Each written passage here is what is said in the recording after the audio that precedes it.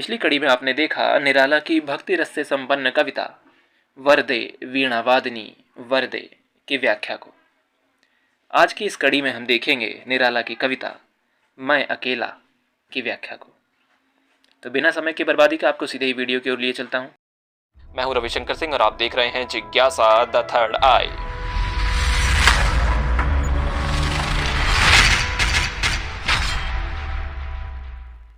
यह कविता मैं अकेला निराला द्वारा 1940 में लिखी गई थी, जिसे अणिमा नामक उनके काव्य संग्रह में संकलित किया गया है।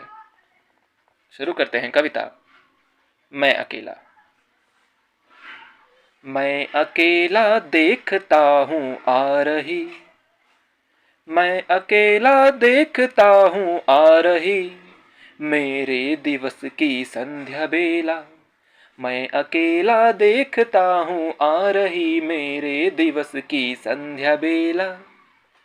पके आधे बाल मेरे हुए निष्प्रभ गाल मेरे, चाल मेरी मंद होती आ रही है, चाल मेरी मंद होती आ रही है।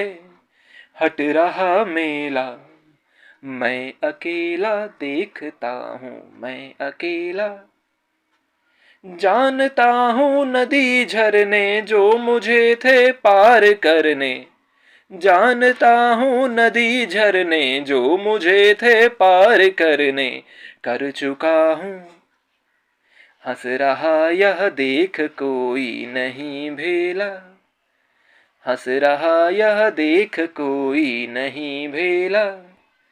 मैं अकेला देखता हूँ आ रही मेरे दिवस की संध्या बेला।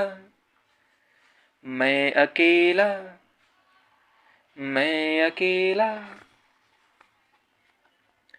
तो यह थी निराला की कविता मैं अकेला। अब हम इस कविता की व्याख्या की ओर चलते हैं। तो निराला की रचनाओं में क्रांति के प्रबल उद्घोष के साथ साथ विषाद का करुण स्वर भी सुनाई देता है। अन्याय और अंधकार से संघर्ष करते हुए जिस पराजय का कटु अनुभव कवि को हुआ, उसी की प्रतिध्वनि उसके काव्य में विषाद बनकर प्रकट हुई है। मध्य वर्ग की सामंती व्यवस्था से लड़ाई में बुद्धिजीवी अकेला पड़ गया। छायावाद का विषाद इसी एकाकीपन को अभिव्यक्त करता है। डॉक्टर रामविलास शर्मा इस गीत का संबंध आत्मनिर्वासन और उस अकेलेपन से जोड़ते हैं जो अध्यात्म ज्ञान की कल्पना से दूर नहीं हो पाता।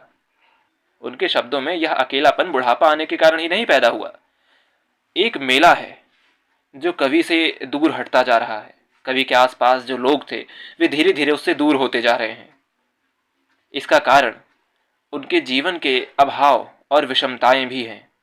हृदय में भरी इस निराशा के कारण उन्हें अपनी उम्र और शारीरिक परिवर्तन भी अवस्था से अधिक प्रतीत होते हैं, क्योंकि जब आपके आसपास रहने वाले लोग, आपके साथ रहने वाले लोग जब आपको छोड़कर जाते हैं, आपसे अलग होने लग जाते हैं, तो अनायास ही बुढ़ापा या अकेलापन, इसका भय व्यक्ति को सताने लगता है।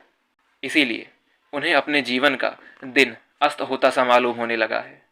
यौवनावस्था का संपूर्ण गौरव जैसे ढलान पर चला गया है। बाल भी सफेद होने लगे, चेहरे की कांति धूमिल होती जा रही है और क्रिया की गति भी धीमी पड़ती जा रही है।